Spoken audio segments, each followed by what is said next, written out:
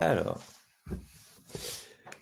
donc c'est parti. Merci beaucoup à tous ceux qui sont là et qui nous ont rejoints pour cette première masterclass organisée par Bacresto. L'idée, c'est vraiment de vous proposer sûrement mensuellement une masterclass sur différentes thématiques en lien avec l'hygiène pour vraiment vous donner toutes les informations pour être plus serein dans votre quotidien et dans votre suivi hygiène et d'être plus serein en cas de contrôle, ce qui va être un peu la thématique du jour. Donc, pour donner un petit rappel de qui va prendre la parole aujourd'hui, donc moi je suis Thomas Ducreux, je suis restaurateur, mais aussi fondateur de Bacresto. Donc, certains d'entre vous connaissent déjà Bacresto puisqu'ils sont utilisateurs, mais Bacresto, c'est une application de suivi HACCP directement sur téléphone, tablette et mobile, très simple à utiliser et surtout très accessible, que ce soit dans l'utilisation mais aussi dans les tarifs, puisqu'on est sur des abonnements à partir de 14,90 par mois.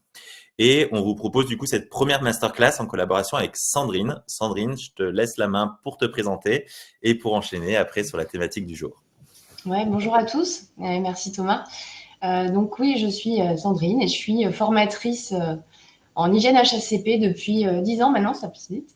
Au départ, je suis ingénieure en agroalimentaire, donc je travaille dans l'industrie, dans la restauration collective, voilà, et d'autres domaines un peu particuliers. Et donc aujourd'hui, j'interviens vraiment pour aider les structures à mettre en place les choses qu'il faut pour bien maîtriser leur sécurité des aliments.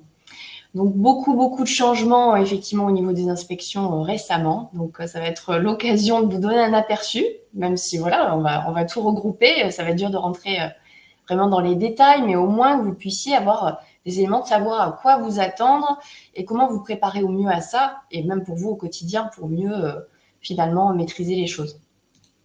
Alors, de quoi on va parler On va être assez pratico-pratique, hein. Donc, on va parler déjà de la base de vos obligations, d'où vient tout ça.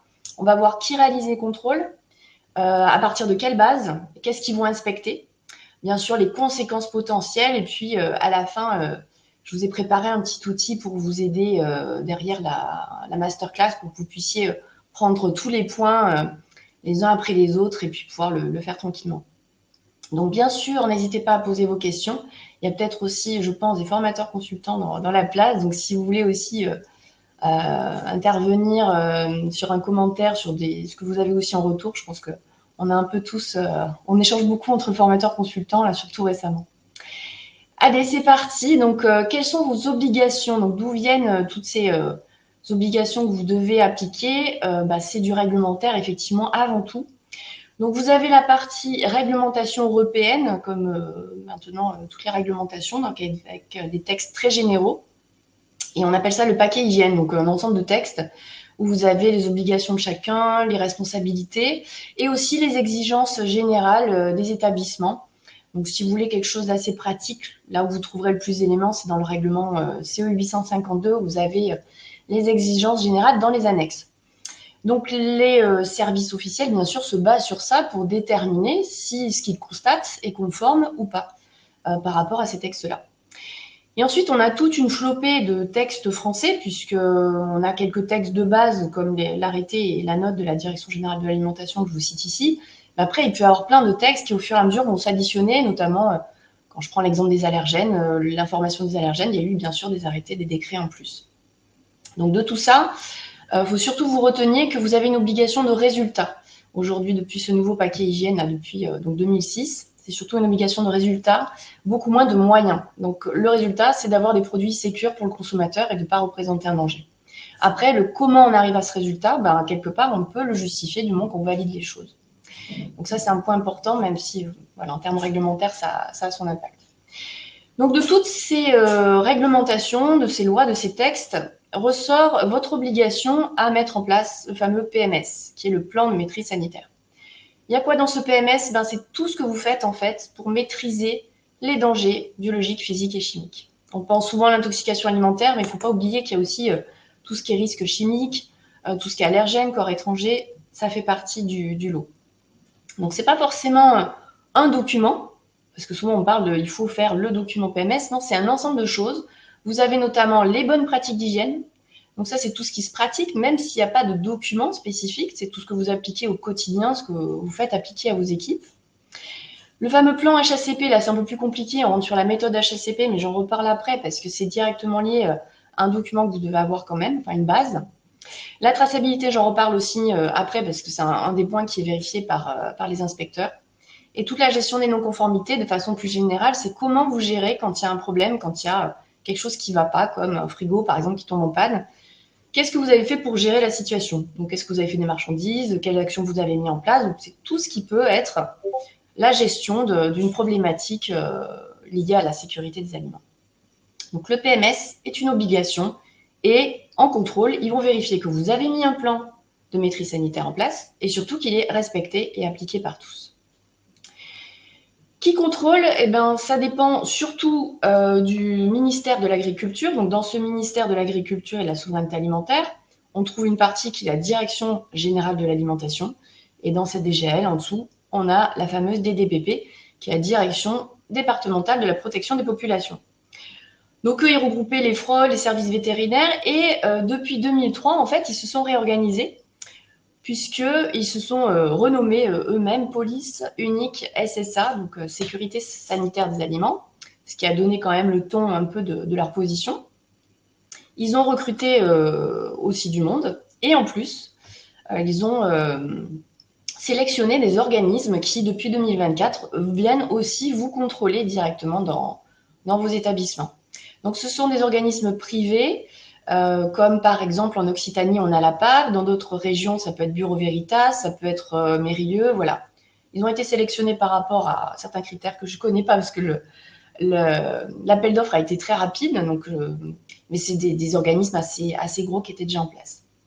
Donc, vous avez à la fois donc, la police unique et les privés qui sont finalement habilités par l'État, hein, puisqu'ils ont finalement les mêmes droits de contrôle réglementaire.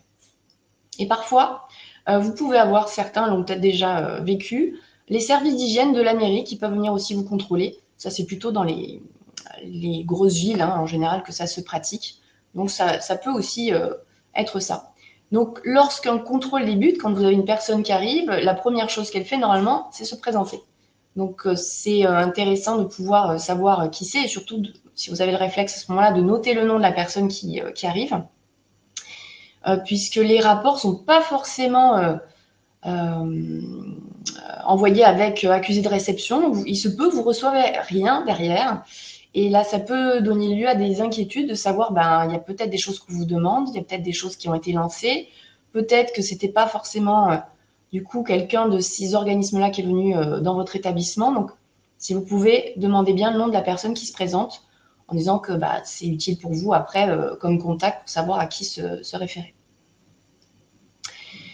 Donc, le résultat, c'est quoi de cette nouvelle organisation? J'ai pris une vue d'écran dans Anime Confiance, qui est donc un site où vous avez tous les organismes officiels de la DDPP qui apparaissent sur la carte de France. Et quand on zoome, on peut carrément aller voir le nom de l'établissement avec un petit niveau d'hygiène.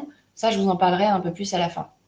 Donc, j'ai pris une photographie de tous ces contrôles qui apparaissaient avant. Donc, ça doit être 2021 ou 2022.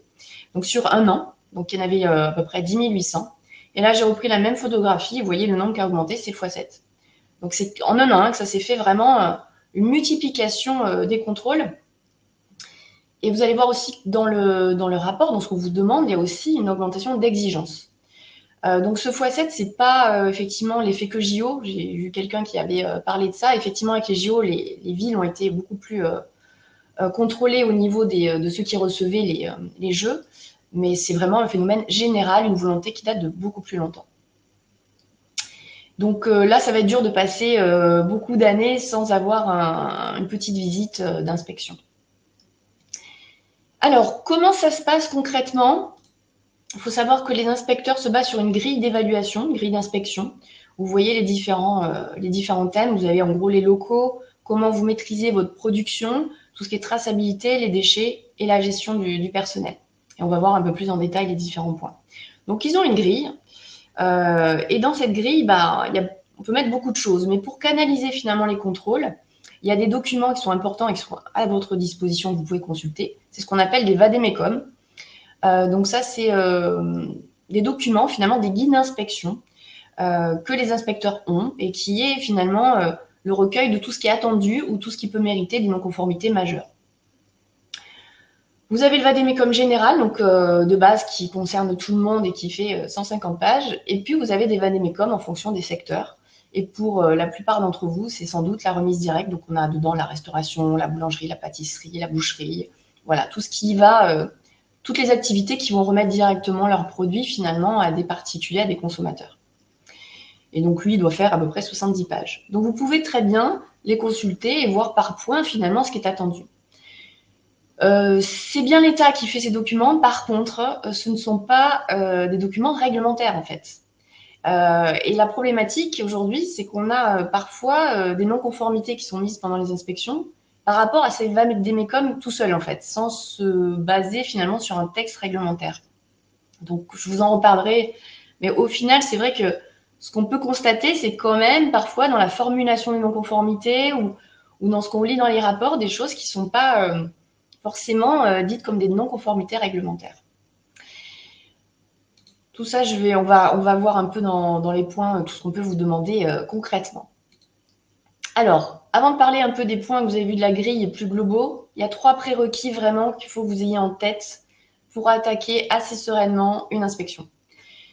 Premier prérequis, c'est d'avoir fait sa déclaration d'activité. Alors, peut-être ça vous parle, ou peut-être que ce mot-là, ça peut un peu se mélanger avec tout simplement le fait que vous ayez créé votre activité et que vous avez un numéro de SIRET. Une déclaration d'activité telle qu'on l'entend au niveau de l'hygiène, c'est une déclaration que vous faites, donc c'est un CERFA que vous remplissez pour la DDPP. Donc, cette déclaration, elle doit être faite normalement avant ouverture. Donc, si vous avez un projet de création, il faut la faire avant ouverture. Si vous avez déjà votre activité et que vous ne savez pas si là vous l'avez faite ou il y a un doute, n'hésitez pas à finalement retourner la faire. Ce sera pris comme une actualisation. Normalement, Thomas, tu me dis si je me trompe, il y a un lien dans le mail que vous aurez à la fin en mémoire pour pouvoir accéder à la déclaration d'activité et que vous puissiez la refaire si besoin. Effectivement, c'est ça. Et je reprends aussi pour dire qu'il y aura un replay disponible et que cette présentation sera partagée et tous les éléments que Sandrine va vous communiquer au fur et à mesure de sa présentation seront disponibles dans un mail récap pour que vous puissiez bien vous mettre à jour après. Donc voilà, absolument ayez ça parce que c'est le premier point finalement que des inspecteurs vont vérifier, que vous ayez fait votre déclaration d'activité, donc qui est obligatoire pour tous ceux qui ont des denrées d'origine animale. Si vous avez un établissement vegan, légalement, vous n'êtes pas obligé de la faire, mais ils poussent maintenant à même utiliser le même CERFA, même si c'est du vegan. Donc là, ce serait une non-conformité majeure. Donc il y a 3 niveaux de non-conformité, pardon.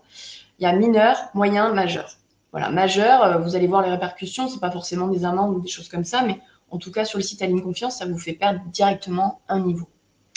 Donc ça, c'était le premier prérequis. Le deuxième, c'est de pouvoir répondre à vos obligations de formation. Il y a cette fameuse formation obligatoire en hygiène, on dit formation HACCP, c'est pas le vrai terme, mais bon, peu importe, je ne vais pas entrer dans ces détails. C'est une formation de 14 heures.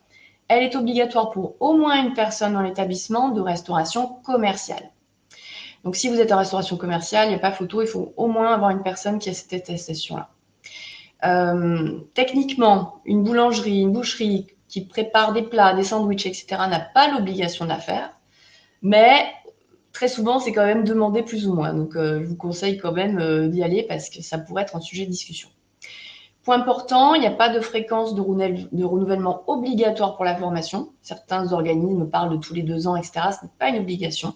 Par contre, comme vous pouvez voir l'exemple d'un rapport avec une non-conformité moyenne, la personne avait potentiellement ce qu'il fallait pour le justifier, mais vu que dans l'application, ce n'était pas satisfaisant, ils peuvent vous obliger, bien sûr, à refaire une formation dans ce cadre-là. Donc, n'oubliez pas cette partie-là. Si au départ, c'est un salarié qui l'a fait et qui n'est plus là, il faut qu'il y ait une personne qui puisse la présenter. Et enfin, le troisième prérequis, alors là, on tombe un peu sur du jargon finalement et une mécanique d'inspecteur, mais c'est d'avoir le guide de bonne pratique de votre secteur. Le guide de bonne pratique, c'est un document qui a été fait par les professionnels du secteur pour vous faciliter l'application des normes d'hygiène. En fait, il a été fait pour pas que vous faisiez vous-même la méthode HACCP, qui est assez longue en fait et assez lourde à mettre en place si vraiment on parle de méthode HACCP. Donc, du moment que vous appliquez ça, finalement, vous êtes dans le cadre avec une méthode HACCP un peu couverte. Donc, il faut que vous l'ayez puisque c'est la base de votre HACCP, vous pouvez vous y référer en cas de problème. Si vous ne l'avez pas, ils vont considérer, puisque ça, on le voit maintenant dans quasiment, en tout cas moi en Occitanie, je le vois dans quasiment tous les rapports s'il n'y a pas, qui disent que vous n'avez pas finalement de base d'HACCP. Je ne rentre pas dans les détails parce qu'après, c'est du technique, mais voilà, avoir le guide des bonnes pratiques, là aussi, normalement, vous aurez un petit lien où vous avez tous les guides de bonnes pratiques que vous pouvez récupérer. C'est un site ministériel où ils sont à disposition, on peut les trouver soi-même. Donc, en version digitale, c'est OK, on n'est pas obligé d'avoir tout en papier, donc pas de problème. Sandrine, je te Oui, coupe 2 secondes. On a une question de Laetitia qui demande si, avec un CAP pâtissier, elle a un CAP pâtissier, elle tient un food truck. Est-ce que ouais. c'est OK pour la formation hygiène? Non, je pourrais revérifier quand même parce que la liste a changé il n'y a pas longtemps des diplômes qui permettent d'être exonérés de la formation. Mais je crois qu'il n'y est toujours pas. Donc, je me le note et je revérifie. Je ne sais pas si, du coup, tu pourras garder l'adresse de Laetitia, comme ça, on pourra lui envoyer. Hop, je me le note. Je revérifie, mais je ne crois pas, malheureusement. Donc ça, c'était pour les 3 prérequis. Donc après, il va y avoir vraiment les points que vous avez vus dans la grille d'inspection. Notamment, il y a un point sur les locaux. Alors pour les locaux, c'est peut-être plus facile pour vous de vous rendre compte quand même où vous en êtes, puisque là, c'est quand même beaucoup du visuel. Donc il y a la conception déjà des locaux. On parle de marche en avant, ça doit peut-être vous parler. C'est en gros pour que tout ce qui est sale ne croise pas tout ce qui est propre, qu'on ne risque pas d'avoir des contaminations croisées dans l'établissement. Il y a tout ce qui est matériel. Il faut que votre matériel il soit fait pour de l'alimentaire, en fait, que ce soit apte au contact des aliments. Donc bien sûr, tout ce qui est inox, c'est l'idéal, mais c'est pas obligé d'avoir que l'inox. Toutes les surfaces lisses, nettoyables, étanches sont OK. Votre matériel doit être plutôt professionnel. Attention aux achats que vous pourriez faire, par exemple sur des sites internet, tout ça, où selon l'origine, vous risquez d'avoir des choses qui ne sont pas aptes au contact alimentaire. Je rappelle aussi que si vous avez une extraction, il faut la faire entretenir au moins une fois par an par un professionnel, un peu comme pour les cheminées finalement chez nous. Et un point important, c'est la lutte contre les nuisibles. Là, ce qui compte, c'est vraiment le résultat. C'est-à-dire, si vous n'avez pas de traces de passage, pas de déjection, pas d'insectes morts, rien du tout, ça veut dire qu'a priori, peut-être que vous avez mis en place des moyens de prévention et autres, c'est assez efficace. Vous n'avez pas l'obligation d'avoir un prestataire extérieur. Par contre, dès que vous avez ce genre de problème un peu récurrent, ou comme en ville, on peut avoir des rats, enfin voilà, c'est assez fréquent. Là, par contre, il faut faire appel à un professionnel pour vous aider parce que c'est vraiment pas le point le plus simple. Donc les locaux, c'est assez visuel. Vous pourrez, je pense, voilà, déterminer ce qui ne va pas. Nettoyage désinfection, par contre, ça c'est un gros point, super important parce que ça peut faire partie des causes d'intoxication alimentaire si on ne le maîtrise pas. Ça revient souvent. Donc ça veut dire quoi? Vous voyez, en conformité, on a forcément des locaux propres, un plan nettoyage. Donc le plan nettoyage, c'est un petit tableau où vous avez toutes vos surfaces, le produit utilisé, la concentration, la fréquence. Donc si vous allez vous-même chercher des produits chez des grossistes, il faut vous faire votre plan de nettoyage, ce qui n'est pas forcément le plus simple parce qu'il y a beaucoup de produits différents. Il vous faut que tous ces produits soient faits pour des professionnels, soient faits pour les cuisines, et que tout ça soit bien tenu, quoi. Que les produits soient bien stockés, à l'écart, soient pas source de contamination chimique, etc., etc. Moi, je suis plutôt favorable à faire appel à des professionnels sur les produits parce que ça permet vraiment d'avoir un appui, les doseurs automatiques, enfin tout ce qu'il faut pour que ce soit simple, le moins chronophage possible et surtout efficace. Donc ça, c'est un point vraiment qui est obligatoirement contrôlé puisque ne serait-ce que déjà la propreté des locaux va être vérifiée lors d'une inspection. Ensuite, on rentre dans tout ce qui est production. Donc là, j'ai pris par exemple la réception. Donc à réception, on ne va pas vous demander, on va dire au minimum pour des petits établissements, beaucoup de formalisation, mais au minimum que vous notiez la température à réception. Ça, c'est les points les plus importants à contrôler. Température, les dates, donc DLC, DDM. DLC, c'est date limite de consommation à consommer jusqu'au. Si vous dépassez, il y a un problème de santé. Et DDM, date de durabilité minimale à consommer de préférence jusqu'au.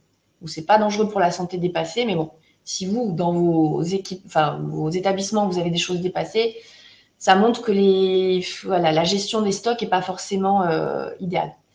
Donc, bien faire attention à ces dates, bien sûr, et à l'état des marchandises. Bien faire attention aussi sur les dates, que vous avez assez de temps pour passer la marchandise. Donc, au minimum, la température sur le bon de livraison, ou bien sûr via une application, pour montrer que vous avez bien réalisé le contrôle à réception et que c'est arrivé dans des bonnes conditions.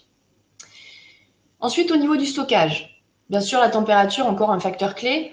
Mais attention, c'est pas parce que je parle pas de la zone sèche que le stock sec, on peut le laisser aller. C'est vraiment un point qui est souvent un peu moins soigné. mais tout doit être propre et bien tenu aussi à cet endroit-là.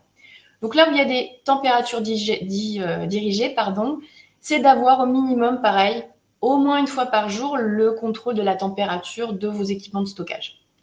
Donc on peut bien sûr aussi avoir des capteurs de température, des systèmes d'alarme parfaits, mais dès que vous n'aurez pas de contrôle sur ce stockage, forcément ce sera des non-conformités. Il est demandé aussi dans les frigos d'avoir un thermomètre à lecture directe pour pouvoir contrôler aussi que l'affichage est conforme. Donc ça, c'est vraiment le strict minimum que vous devez avoir. Ensuite, vous avez tout ce qui est opération spécifique. Donc là, ça va vraiment dépendre de votre activité. Mais c'est là quasiment où les contrôles se sont vraiment durcis. Ils demandent énormément de formalisation, voire même de façon exagérée. Je n'ai pas peur de le dire, vraiment, on vous demande vraiment beaucoup, beaucoup. Donc, si vous faites de la congélation vous-même, si vous faites bien sûr de la friture, on peut vous demander bien sûr les tests des huiles usagées ou en tout cas au minimum de justifier votre fréquence de changement des huiles. Si vous faites du refroidissement rapide, même si vous avez une cellule, on va vous demander des enregistrements de cette cellule avec les heures, les températures de début et de fin. Si vous faites de la réchauffe, pareil, pour montrer qu'on respecte certains critères. Pour rappel, si ça parle à certains, le refroidissement rapide, même hors, on va dire de façon plus étendue, il vous demande de passer de 63 à 10 degrés en moins de 2 heures. Et pour la réchauffe, de remonter au-dessus de 63 degrés en moins d'une heure.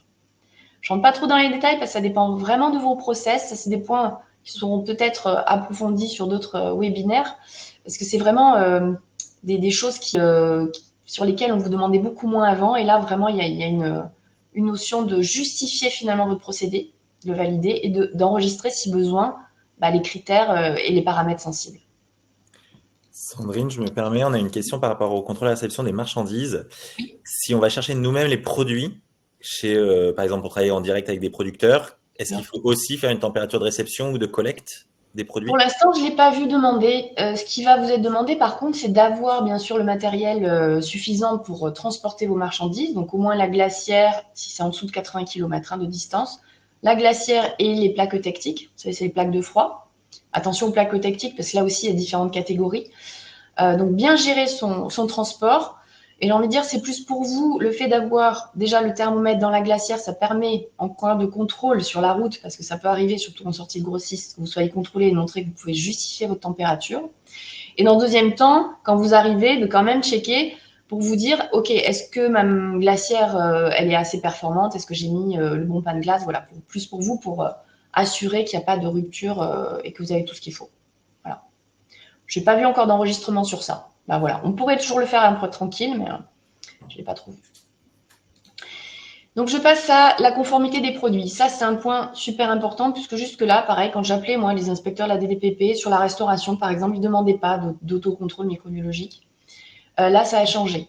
Et ça ne peut pas trop être finalement négligé puisque, en termes réglementaires, vous avez l'obligation de vérifier la conformité de vos produits. Donc, ça veut dire qu'il faut faire appel à un laboratoire extérieur pour demander des autocontrôles, donc des analyses de produits. Alors, les coûts ne sont pas trop élevés, il ne faut pas prendre trop peur. La difficulté, c'est plutôt de déterminer une fréquence. Voilà, à quelle fréquence on doit faire des contrôles de produits, ça va dépendre aussi de la taille de votre activité. Donc, pour des petites activités, quand je dis petites activités, ça peut être des gens qui travaillent tout seuls ou avec un ou deux salariés. Vous pouvez peut-être commencer par 2 fois par an. Alors, tout dépend des produits, bien sûr, s'ils sont très sensibles ou pas, mais voilà, pour vous donner un ordre d'idée. Pour d'autres, on est un peu plus sur une fois par trimestre. Voilà à peu près ce qui se pratique pour vous donner vraiment une idée du cadre. Donc, il faut les avoir, mais il faut voir aussi que ça peut vraiment vous aider parce qu'on va vous demander de justifier aussi les durées de péremption que vous pratiquez pour vos préparations. Donc, si vous faites, admettons, je ne sais pas moi, une tapenade à votre sauce ou à votre recette, combien de temps vous pouvez la garder? 1 jour, 2 jours, 3 jours? Ça va dépendre de votre recette. C'est difficile de l'établir à chaque fois. Donc, vous pouvez commencer par établir des contrôles sur justement des préparations où vous avez des doutes. Si vous avez un plat préparé à l'avance qui est refroidi, mis au frigo et que vous l'utilisez sur 2-3 jours, pareil, faites une analyse plutôt au bout de 3 jours. Ou votre tapenade au bout de 3 jours aussi si vous voulez faire 3 jours. Si les analyses reviennent OK, c'est qu'a priori ce que vous pratiquez est correct. Voilà, même si ça n'a pas valeur de validation de date de péremption, mais ça vous permet petit à petit d'avoir un historique sur vos produits et de pouvoir justifier des choses. Donc vous voyez les non-conformités qui peuvent être mis en moyenne ou majeure selon les inspecteurs, absence d'autocontrôle microbiologique. Donc en général, on le fait sur les produits finis et sur les surfaces. Et ça vous permet de valider votre plan nettoyage. Et traçabilité, donc ça c'est un point aussi super important et qui est un des points les plus pénibles pour vous a priori, souvent parce que c'est très chronophage et très pénible à faire. Donc là, il vous faut garder toutes les données. Il y a plusieurs possibilités, bien sûr, tant que vous trouvez la dénomination, le numéro de lot de vos produits ou date de péremption. Et tout ça, il faut le garder 6 mois. Donc certains conservent les étiquettes, mais ça peut demander du temps, c'est pas pratique sur tous les emballages, c'est pas hygiénique, il faut les stocker tout ce temps-là. Donc le mieux quand même sur ça, c'est digitaliser pour être le plus propre possible, le plus rapide possible, parce qu'il faut vraiment que vous ayez cette information-là. Donc souvent, ça passe par des photos des étiquettes. Donc ça, c'est un point très important. Je parle aussi des allergènes, parce que ça, c'est un point réglementaire important, c'est-à-dire qu'il faut absolument que vous mettiez en place vos informations sur les allergènes à déclaration obligatoire. Donc toujours au nombre de 14. La forme n'est pas obligatoire, vous n'êtes pas obligé de les mettre sur les cartes. Par contre, il faut que ce soit écrit et que les personnes puissent le trouver sans avoir à le demander. Donc soit vous marquez sur vos cartes que la liste est disponible à tel endroit, affichée à tel endroit, voilà, peu importe. Mais par contre une information très sensible parce que là, quelqu'un d'allergique, vous cochez pas la case soja sur votre préparation, il est allergique au soja, il fait une réaction, vous êtes responsable à 100%. Donc il faut vraiment bien gérer cette information quand vous la mettez en place et surtout dans les mises à jour, c'est quasiment ça qui est le plus dur. Et je vous ai mis de ne pas oublier les boissons, effectivement, je pense aux coffee shops notamment qui font des boissons un peu élaborées, on ne sait pas trop ce qu'il y a dedans, il peut y avoir du lait de soja entre guillemets ou autre. Ou autres ingrédients, voilà, il faut que ça puisse aussi paraître pour ça au niveau des allergies. Les déchets, je rentre pas trop dans les détails, là aussi c'est assez simple, je pense, pour vous de déterminer votre niveau par rapport à ça. Il faut que vous ayez des poubelles à commande non manuelle dans les zones de préparation. Au niveau de la planche, on peut avoir une poubelle ouverte, c'est pas du tout le même contexte.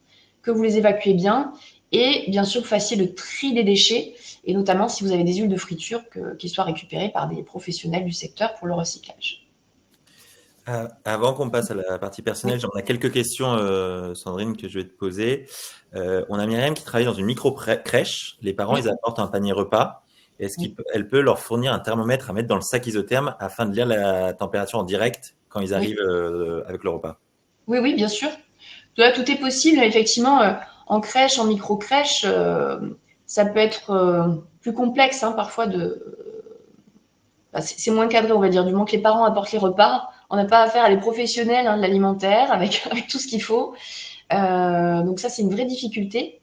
Donc mettre en place justement ces obligations de sac isotherme, pain de glace et de faire le contrôle à réception. Et si en plus il y a le thermomètre et qu'ils puissent eux aussi finalement vérifier directement les choses, c'est encore mieux. Donc oui, oui, tout à fait. Et donc il y a vraiment cette préoccupation aussi de réception finalement, quel que soit votre contexte, vous voyez que ce soit les repas apportés par des parents ou d'autres contextes, à réception, on valide que ça arrive dans de bonnes conditions. Déjà, on ne sait pas ce qui s'est passé avant, donc ça, vous n'en êtes pas responsable, mais au moins que ça arrive dans de bonnes conditions. Une question aussi sur la méthode de production, sur est-ce qu'on peut refroidir au frigo si on n'a pas de cellule de refroidissement? Non, un frigo, c'est pas fait pour refroidir. La seule option, si vous n'avez pas de cellule, en fait, c'est de répartir en petites unités pour pouvoir avoir quelque chose de moins dense. Et puis, il faut attendre que ça diminue avant de pouvoir le mettre au frigo. C'est là où sans cellule, c'est plus compliqué forcément de respecter surtout le critère maintenant il le demande même sur tous les plats en fait. Alors que normalement, le critère de refroidissement rapide, c'est que sur les plats à faible valeur pasteurisatrice. Donc les sauces, les plats en sauce, les soupes, tout ce que vous avez fait sur le feu en fait, parce qu'au four on monte beaucoup plus haut. Donc normalement le refroidissement rapide est moins un problème parce qu'il y a eu beaucoup plus de destruction de micro-organismes. Donc voilà, répartir en petites unités, mais en fonction de la température de la cuisine, ça va être plus ou moins facile. Donc tout dépend effectivement le type de préparation. Donc voilà, on répartit en plusieurs bacs et puis on attend. Mais normalement, faites quand même des tests. En fait, l'idée c'est quand on n'a pas de cellule, d'avoir testé votre protocole finalement avec un petit thermomètre là, à sonde vous testez vos descentes en température et vous vérifiez que dans les 2 heures, vous êtes arrivé à 10 degrés. Je ne sais pas si je suis assez claire, parce que c'est vrai qu'il faut entrer dans tout, mais c'est pas le plus simple. Et une dernière question avant de reprendre la présentation sur le nettoyage et que pensent les inspecteurs des produits de nettoyage dits naturels comme le savon noir, le bicarbonate, le vinaigre blanc, où l'efficacité, voilà, la Ouais. donnée scientifique claire là-dessus. Effectivement, vous voyez ma tête que ça passe pas en général. Alors, sur la partie, on va dire nettoyage, vraiment le fait de dégraisser, de décaper, ce genre de choses. Bon, là, visuellement, on peut vérifier une efficacité. Donc, sur cette partie-là, j'ai envie de dire que c'est moins critique parce que l'œil permet de savoir si la surface est propre visuellement ou pas. Par contre, il y a le problème de la désinfection.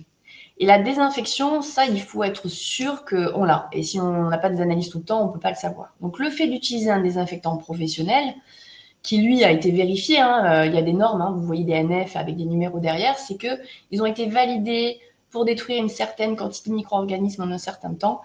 Donc ça permet, si on l'utilise bien, normalement, d'avoir une efficacité. Donc, par exemple, pour des personnes qui utilisent leur domicile, puisque ça c'est aussi possible pour certains cadres, vous allez avoir un nettoyage avec des produits pas trop nocifs parce que de toute façon les surfaces n'y résisteraient pas. Par contre, on a un désinfectant après professionnel. Alors, par contre, le vinaigre blanc n'est pas un désinfectant. C'est même écrit dans le vade-mecum des inspecteurs sanitaires. Donc, ça détartre. Ça permet d'aider au nettoyage, par exemple, des légumes si vous l'utilisez, mais ce n'est pas validé comme un désinfectant. Donc, ça ne suffira pas.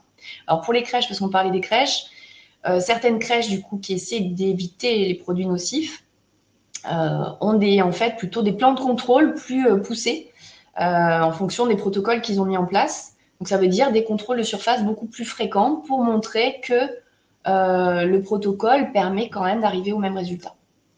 En gros, ça c'est un peu valable pour tous les domaines, tous les sujets. Si vous ne faites pas finalement ce qui est attendu ou le truc classique, il va falloir valider en fait avec des analyses que c'est tout aussi bien.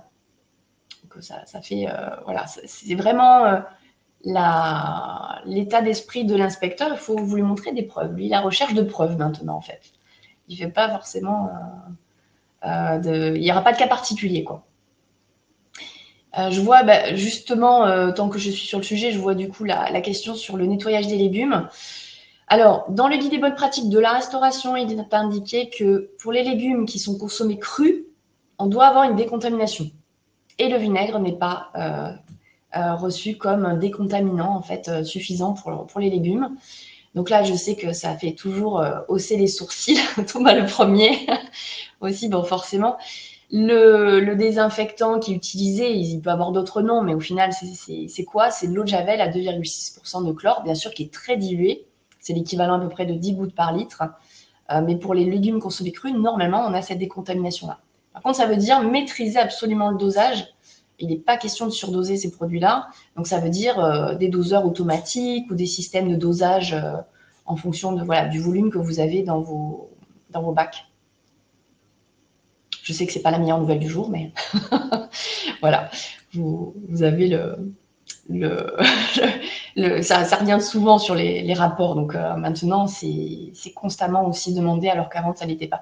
Peut-être que certains consultants n'ont pas tout à fait le même retour selon les régions, hein, mais je peux vous dire que, en tout cas, sur la région Occitanie, ça, c'est devenu la règle. Et j'en connais d'autres ailleurs, c'est pareil. Donc, ça va pour les questions, peut-être je resterai un peu du temps pour la fin aussi, s'il y en a d'autres. Et juste du coup, pour revenir sur ce sujet, sur les légumes consommés cuits, Ok. on est OK. Dans le guide de bonne pratique, c'est pas indiqué. Donc, du moment que le guide de bonne pratique a prévu que pour le cuit, il n'y avait pas cette décontamination, je parle bien du guide de bonne pratique de la restauration, hein, c'est que c'est pas un attendu, quoi. Mais sur certains autres guides de bonne pratique, dans certains cadres, on pourrait l'avoir. Par exemple, quand je prends vraiment une crèche avec la cuisine sur place, ils font la décontamination des légumes depuis belle lurette. Pareil pour les collectivités, en fait. Ça, c'est des protocoles qui sont établis depuis longtemps. C'est juste que lors des inspections en restauration, vinaigre blanc, pour l'instant, ça passait. Donc le vinaigre blanc, ça vous aide à nettoyer un peu, mais voilà, mais ça va pas décontaminer. Je parle de bactéries pathogènes, hein, potentiellement. Voilà, c'est vraiment par rapport à ça, en fait, que tout est calé. Autre point, donc, ils vont vérifier au niveau du personnel les tenues et les équipements. Bon, voilà, tenue propre. Donc, la tenue, elle doit être spécifique à votre activité, adaptée et propre. Donc, c'est pour ça qu'on n'a pas forcément la même tenue, justement, dans une cuisine centrale ou dans le snack d'à côté. Donc, ça, c'est à vous de le déterminer. La partie haute, c'est la plus importante pour l'hygiène parce que c'est là où il peut y avoir des contacts. Mais après, il y a aussi le fait que pas mal de choses sont aussi liées à la sécurité des personnes, notamment les chaussures ou le pantalon. Et pour les cheveux, c'est cheveux propres et retenus. Alors le mieux, c'est la charlotte, mais quand on est visible de l'extérieur, souvent la charlotte, on n'aime pas trop ça. Donc ça peut être aussi d'autres choses qui retiennent les cheveux du moment que c'est voilà, que c'est propre, bien entretenu. Les équipements, ça va être surtout le lave-main. Il faut absolument des lave-mains ou un lave-main, ça dépend bien sûr de la taille de votre établissement, à commande non manuelle, pour pas avoir à toucher le robinet. Là aussi, c'est un point qui ressort souvent sur les points d'eau. Normalement, il y a au minimum de points d'eau. Il y a le point d'eau où vous allez laver vos légumes et faire la plonge. Ça, c'est le minimum. S'ils sont séparés, c'est encore mieux pour les plus gros établissements. Et un point d'eau spécifique pour se laver les mains. Et au strict minimum, si vous avez un tout petit établissement et en fonction de vos activités, si vraiment vous n'avez pas la place même de mettre un lave-main sur bidon qui ne serait pas raccordé, c'est au minimum d'avoir le petit évier avec la petite cellule, la commande à cellule pour pouvoir vous laver les mains dans le seul évier que vous avez. Pour vraiment, quand vous lavez les mains, ne pas toucher de robinet. Là, c'est vraiment le truc très important à avoir. Et sur le personnel, ils vont vérifier aussi les formations. Là, vos obligations, elles ne sont pas très précises. Si vous avez un inspecteur qui vient, qui check votre plan de maîtrise sanitaire et qui voit que tout le monde est au courant de ce qu'il doit faire appliquer, vous n'avez pas forcément d'attestation de formation à montrer à un inspecteur. Donc lui, il va surtout regarder l'efficacité. Après, en général, ça ne se fait pas tout seul. Pour que tout le monde applique tout et tout le temps, surtout si vous avez du turnover, ça veut dire des formations, des sensibilisations. Dès l'arrivée, donc ça, c'est bien de pouvoir formaliser quelque chose, par exemple, dans déjà le contrat que vous avez avec la personne, faire référence au plan de maîtrise sanitaire et aux règles d'hygiène, mais aussi, pourquoi pas, des points, une checklist des points que vous voyez avec tous les nouveaux arrivants sur l'hygiène pour montrer que vous avez fait des choses. Pourquoi? Parce que le jour où il y a une intoxication alimentaire et qu'il s'agit de chercher des responsables, une origine, etc., si vous n'avez rien formalisé, qu'est-ce que vous avez fait en interne? On ne sait pas. Pour peu qu'il n'y ait pas en plus d'attestation d'organismes extérieurs, ça va être dur de montrer que vous avez fait des choses régulières. Donc moi, je vous pousse à faire ça dès l'arrivée régulièrement. En interne, vous pouvez, bien sûr, la formation initiale au départ, si vous faites des points réguliers avec vos équipes, de toujours parler aussi de points d'hygiène, de voir ce qui va pas. Et puis, bien sûr, aussi, potentiellement, faire appel à des organismes extérieurs. Il y a des formations en ligne qui sont possibles. Les gens peuvent venir dans vos établissements, etc. etc. Donc, le fait de dégager les gens trop de temps, on peut trouver toujours des solutions. Pour moi, il vaut mieux un petit peu souvent qu'une fois tous les 3 ans. Donc, pensez à ça parce que ça, on passe souvent à côté et en cas de pépin, franchement, c'est compliqué. Donc, vous avez vu que j'ai parlé de temps en temps d'enregistrer les températures. Enfin, vous savez, contre la réception, le stockage, il y a la traçabilité, tout ça. Donc, vous pouvez tout faire en papier. Ça, c'est toujours accepté, toujours possible. Ils ne sont pas des nerfs à pluie. Ils savent très bien que les papiers, on peut les remplir d'un coup comme ça. Donc, voilà. Mais ça veut dire la gestion, ça veut dire les placarder, ça veut dire on peut les perdre. Bon, il y a tout ça, mais ce qui marche, c'est ce que vous arrivez à tenir dans le temps. Et puis après, bien sûr, il y a des solutions de digitalisation qui permettent de sécuriser les infos, de savoir quand les contrôles ont été faits, de tout avoir au même endroit, de faciliter les choses, de faciliter le suivi. Donc, ça, après, ça reste un outil, c'est-à-dire que ça peut vous faciliter les choses, mais il faut déjà que de base, les procédures soient en place et que le formalisme soit en place. Thomas, peut-être en redire un mot à la fin. Donc, rapidement, les conséquences d'un contrôle. Je ne parle pas en cas d'intoxication, parce que ça voudrait dire enquête, c'est autre chose. Vous pouvez avoir un rapport juste avec, des non-conformités mineures, des moyennes, même certaines majeures, mais pas de sanctions. Donc là, vous allez recevoir le contrôle. À vous d'envoyer un petit courrier de réponse pour dire les actions que vous avez lancées. Ça, c'est plutôt conseillé de faire ça. Et ils ne vont pas forcément repasser derrière si c'est OK. Et puis, vous pouvez avoir des sanctions. Donc là, ça peut commencer par de l'avertissement, donc un document que vous allez remplir en signant, en disant qu'en gros, vous avez bien compris. Ça peut être la mise en demeure, donc ça veut dire avant telle date, telle action à faire. Donc là, vous aurez vraiment le détail de ce qu'il faut mettre en place. Ça peut être bien sûr des amendes, ça peut être de la destruction de marchandises, ça peut être des fermetures, bon voilà, tout le tas de soins. Ça peut être bien sûr des poursuites aussi. Alors, il faut bien se dire quand même que de façon générale encore, à aujourd'hui, au niveau des inspections, ils sont pas là pour vous mettre absolument des amendes. C'est avant tout de signaler ce qui ne va pas, ce qui doit être amélioré. C'est plutôt les amendes, moi de ce que je vois, arrivent plutôt dans un second temps si vous n'avez pas respecté les choses qui vous ont dites ou si vraiment on est sur du très grave dès le départ. Ça, c'est possible. Et puis, autre élément quand même, il faut savoir qu'il peut y avoir parfois des abus ou des non-conformités qui nécessiteraient peut-être pas du majeur ou peut-être même une fermeture qui pourrait être abusive. Si vous avez vraiment l'impression que ça ne correspond pas à la réalité, vous pouvez faire appel, bien sûr, à un avocat du droit alimentaire donc, qui est compétent sur ce domaine-là pour vous venir vous aider par rapport à ça, quoi. Si vous voyez qu'il y a des sanctions, j'ai envie de dire, c'est toujours bien de faire une consultation parce que parfois on ne se rend pas compte en fait que c'est parti pour du lourd. Hein, donc voilà, c'est bien voilà, d'être aidé dans ces cas-là.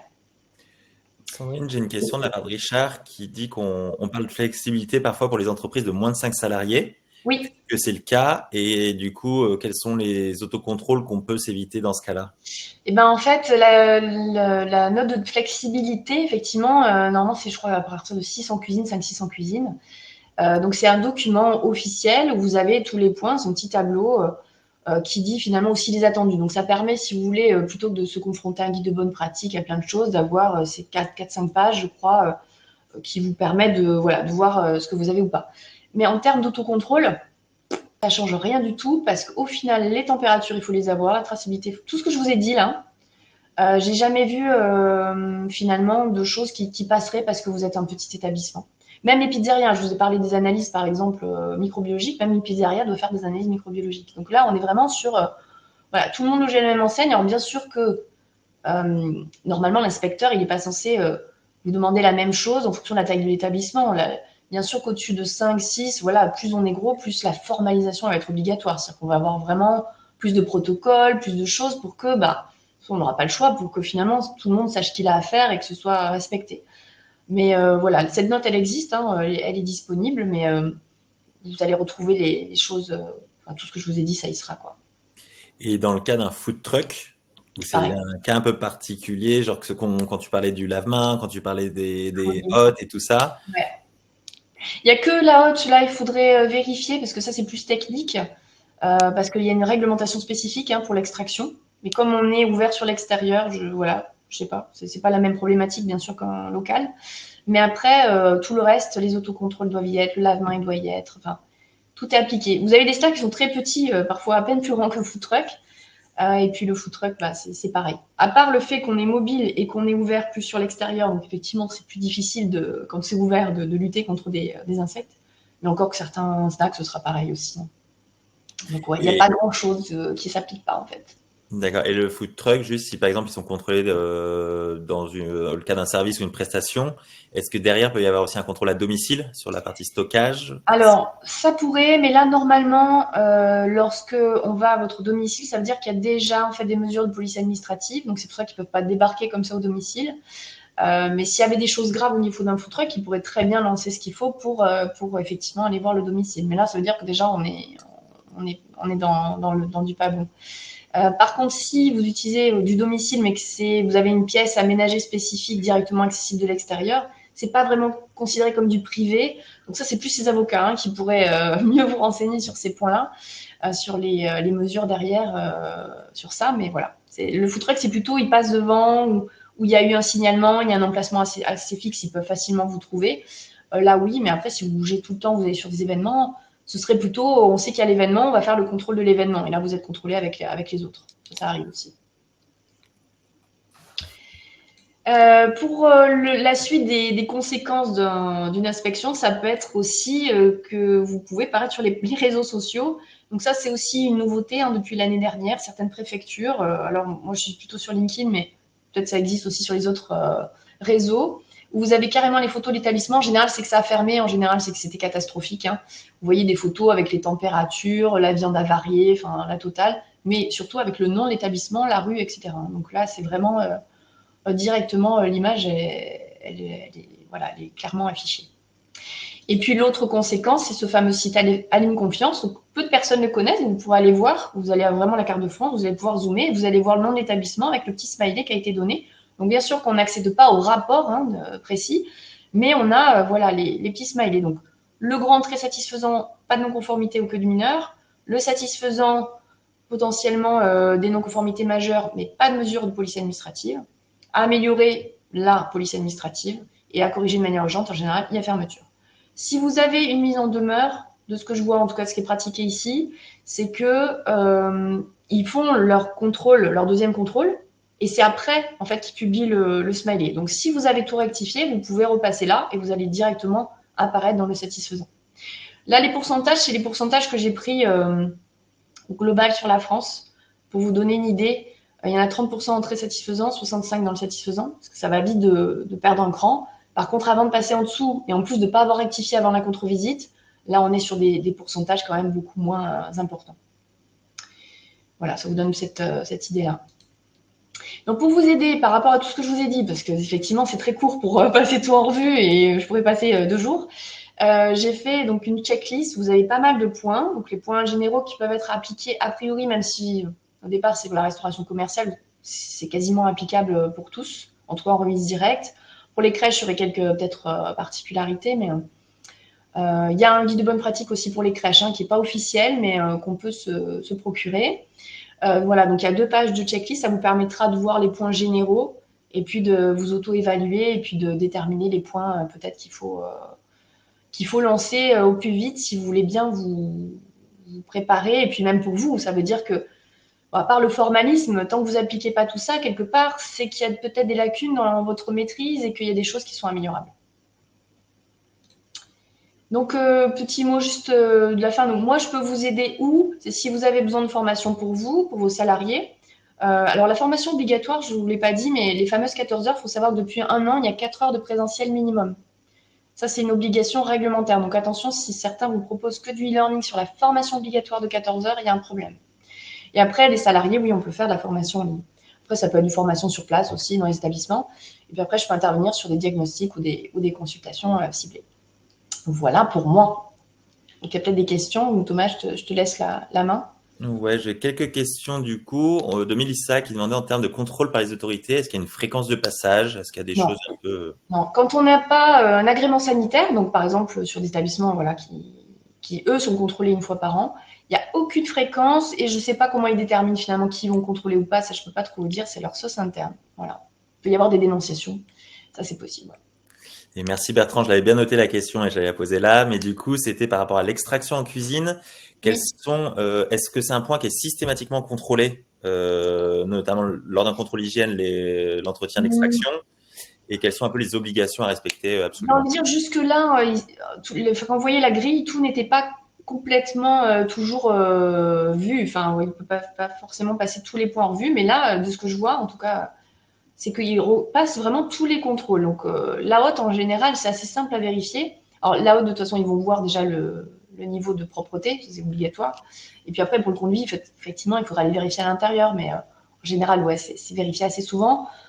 Mais voilà, après, peut-être qu'il y a des variations là en termes de région. C'est une question de sécurité incendie, mais c'est aussi une question de sécurité microbiologique, en fait. Parce qu'il se passe des choses dans le conduit, puis il y a des cycles d'air, etc. Donc, il peut y avoir des problématiques par rapport à ça. Ouais, donc ça reste un contrôle quasi systématique. Ouais, souvent, en tout cas, ouais. On a une question de Richard qui dit que l'inspecteur de l'APAV lui aurait dit que s'il avait le guide des bonnes pratiques d'hygiène, il n'est pas obligé d'avoir un PMS complet. Alors, c'est effectivement ce que je disais, c'est-à-dire que si on a le guide de bonnes pratiques, attention, c'est pas le PMS complet, c'est la base de votre PMS qui est assurée par le guide des bonnes pratiques. Mais ça veut dire derrière que vous allez, par exemple, quand même contrôler les températures de vos frigos. Ça fait partie d'un PMS. Donc, les autocontrôles restent tout à fait obligatoires, en fait. Puisque, en fait, dans le guide de bonnes pratiques, il est dit quoi? Il est dit les bonnes pratiques de vérifier sa température des frigos. Donc, vous voyez, ça veut dire que vous appliquez le guide des bonnes pratiques et que derrière, vous faites effectivement les autocontrôles. Par contre, normalement, si tout ce que vous faites est dans le guide de bonne pratique, les diagrammes de fabrication, tout ça, vous n'allez pas le faire en fait. Tout est dedans. Mais si vous faites des procédés comme la cuisson sous vide, la mise sous vide, des choses comme ça, c'est pas géré par le guide de bonne pratique. Et là, vous devez vous faire votre complément en fait. C'est un peu technique parce que ça repose sur finalement qu'est-ce que c'est une méthode HSCP, qu'est-ce que c'est un PMS, voilà. Et effectivement maintenant ils sont parfois, j'ai déjà vu ce fameux contrôle là où il y a marqué absence de PMS parce qu'ils n'ont pas le guide des bonnes pratiques, mais à côté ils ont une application, ils font tous les autocontrôles, ils sont propres, ils ont tout ce qu'il faut, ils ont une conformité majeure parce qu'ils n'avaient pas le guide de bonnes pratiques au final. Ce qui est un peu quand même un peu fort quand même. Donc voilà. On a une question de Anne sur les crèches par rapport au contrôle des surfaces. Est-ce qu'il y a une fréquence qui est demandée à respecter ou c'est comment Alors, ça se passe? tout va dépendre bien sûr de la crèche. Si vous vous préparez sur place ou si vous faites que de la réchauffe, tout ça. Quand on fait par exemple que de la réchauffe, c'est-à-dire que les plats arrivent déjà froids ou c'est les plats des parents, les contrôles de surface, je ne les ai pas trop vus pratiquer parce qu'il n'y a pas de manipulation. Par contre, si vous manipulez, bah, là oui, et ça va être comme un petit restaurant, donc une micro-crèche. Après, je vous dis, ça sort de nulle part, hein, les fréquences, donc c'est plutôt de la pratique. Mais 2 fois par an, ça peut être déjà un départ sur un tout petit établissement. Ça pourrait s'entendre parce que tout dépend le niveau de préparation que vous faites. Après, pour les enfants, c'est vrai que c'est plus sensible, surtout si on fait les mixés, etc. À voir. Les laboratoires peuvent quand même vous aiguiller là-dessus. Il faut en parler avec le laboratoire et voir si c'est cohérent pour vous. Et est-ce que tu aurais une idée un peu d'intervalle de prix de ces analyses si on passe par un Alors, laboratoire? ouais, alors je sais pas, comme tout bouge beaucoup, mais pour moi, c'est à peu près une quarantaine d'euros l'analyse d'un repas, d'un plat, donc qui dit conforme ou pas conforme. Donc il y a quelques analyses, il y a plusieurs analyses qui sont faites dedans. Et analyse de surface, à peu près une dizaine d'euros. Il y a peut-être des gens de labo, si voilà, vous avez d'autres infos, n'hésitez pas à le marquer. Et souvent, on fait 2 produits, 2 surfaces. Donc pour une centaine d'euros, vous devez avoir à peu près un package d'analyse en fait. Ok, super.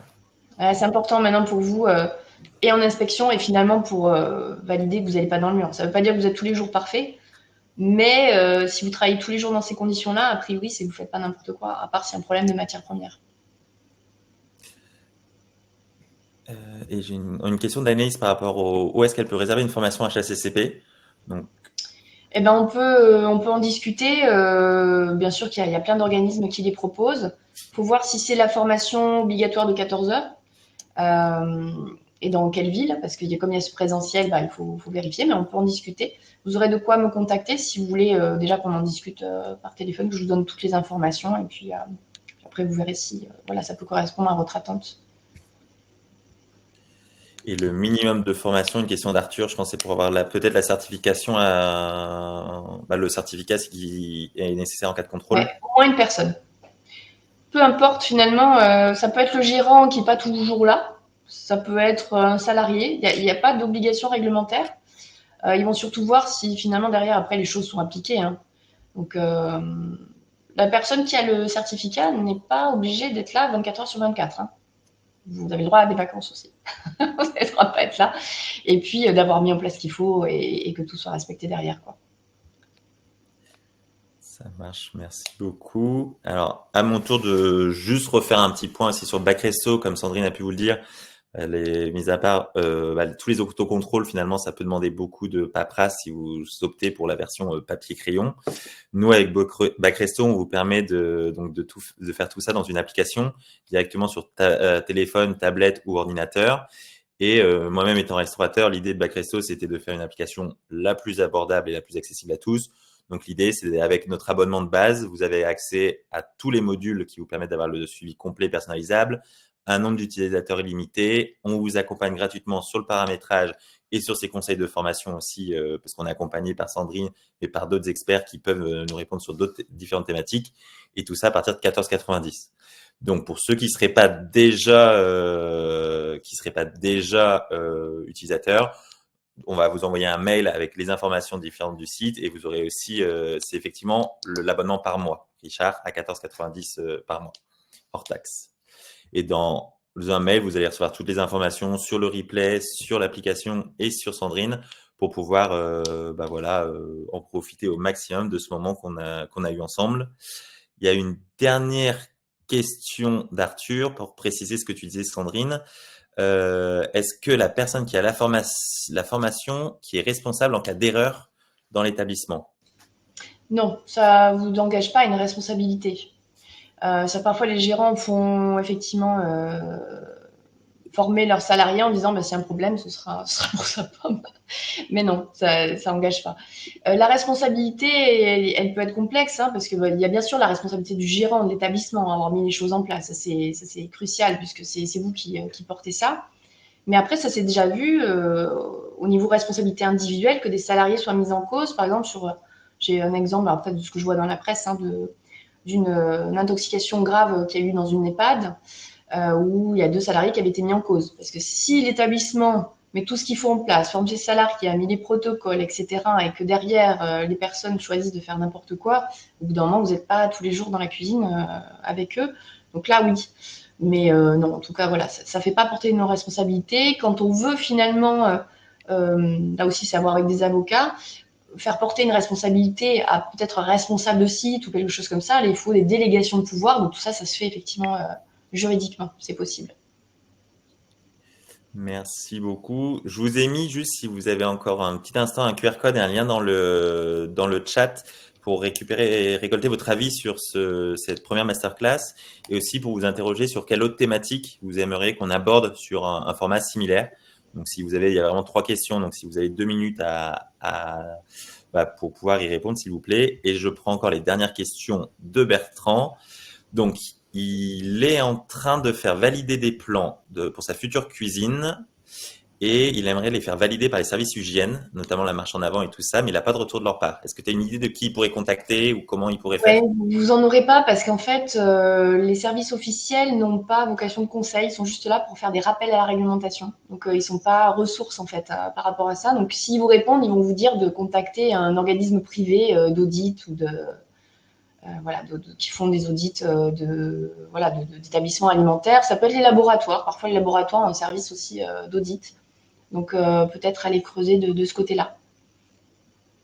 Ouais, contacter le cuisiniste. Merci Charles-Henri Ouais, pour la ouais, réponse aussi. ouais. Et une autre remarque. Alors, j'ai beaucoup de messages, donc j'arrive pas à la Les garder visible. cuisinistes, en général, ils font pas vraiment d'audits de conformité, mais ils peuvent vous conseiller, mais ils vont pas s'engager sur la conformité, je pense. Mais peut-être que c'est une nouvelle, nouvelle casquette, c'est possible.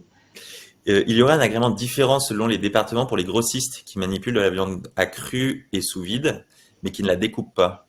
Est-ce que c'est le cas ou l'agrément Un agrément, bon, pour moi, c'est l'agrément sanitaire, puisque les grossistes donc, vendent à des professionnels. Donc, en plus, quand on parle de viande, donc là, vous avez besoin d'un agrément sanitaire. Je ne pense pas qu'il y ait de différence entre les départements. Donc, ça veut dire faire un agrément sanitaire, c'est quelque chose de beaucoup plus lourd parce qu'il faut faire son PMS, donc rédiger tout ce qu'il faut, l'envoyer effectivement en demande avec un formulaire à la DDPP. La DDPP déjà valide le document. Et s'ils valident le document, après, ils viennent sur place vérifier tout. Et là, vous avez un numéro d'agrément que vous pouvez mettre sur vos étiquettes. Donc, c'est ce que, après, les restaurateurs et autres ont sur leurs étiquettes. Et il faut effectivement, eux, qui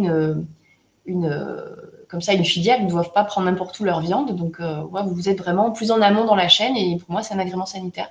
Donc, n'hésitez pas à demander directement à la DDPP, parce que de toute façon, il faudra passer par eux pour l'agrément. Ah, pardon, il précise, est-ce qu'il faut cet agrément si c'est pas eux-mêmes qui mettent sous vide, mais qui c'est juste des revendeurs Alors, si vous faites juste achat-revente, achat-revente, normalement, c'est pas un agrément sanitaire, puisque en fait, l'agrément sanitaire, c'est le fabricant qui va l'avoir. Et vous, par contre, vous devez vérifier effectivement que votre fournisseur est bien sous agrément sanitaire pour que vous puissiez revendre la marchandise.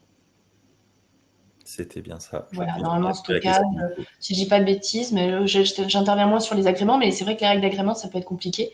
Par contre, ça, c'est un point qui est important pour tous les autres. Quand vous allez vous procurer, alors par des grossistes, y a pas, c'est assez facile, mais si vous voulez aller chez un boucher, chez un poissonnier ou autre, en tant que, par exemple, restaurateur, vous devez vérifier que ce boucher, ce poissonnier, a fait une dérogation d'agrément sanitaire. Donc là, il y a quelque chose à vérifier. Et donc, pareil, si vous êtes boucher, poissonnier et vous voulez vendre à des restaurateurs, attention, la déclaration d'activité au départ ne suffit pas. Vous devez faire une démarche supplémentaire, qui est assez simple, hein, mais encore faut-il l'avoir faite, quoi. Voilà. Si jamais c'est quelque chose qui vous, qui vous titille comme info, pareil, vous pourrez me contacter par mail ou que je puisse un peu plus vous donner d'éléments. Dans tous les cas, Sandrine vous a prévu un petit cadeau, vous verrez dans le mail, avec la possibilité de réserver un petit créneau téléphonique avec elle si vous avez des questions vraiment dédiées à votre activité. Donc, les places sont limitées, donc je vous invite à réserver votre créneau si c'est quelque chose qui peut vous intéresser. Mm. Et ben, il ne nous reste plus qu'à vous remercier une nouvelle fois, vous souhaiter un excellent après-midi et ben, à très bientôt. Et ouais, si vous avez des questions, soit par mail, vous pouvez me contacter et je peux faire le relais auprès de Sandrine, soit directement auprès d'elle aussi. Oui, merci à tous. C'est vrai que c'était pas facile de tout passer en vue en aussi peu de temps, mais j'espère que ça a permis de vous aider à y voir un peu plus clair et puis voilà, de savoir à peu près à quoi vous risquez d'être mangé. Et la checklist Arthur sera dans le mail. Vous allez la recevoir aussi, on a pensé à tout. Voilà. Excellent après-midi, à bientôt. Merci, au revoir.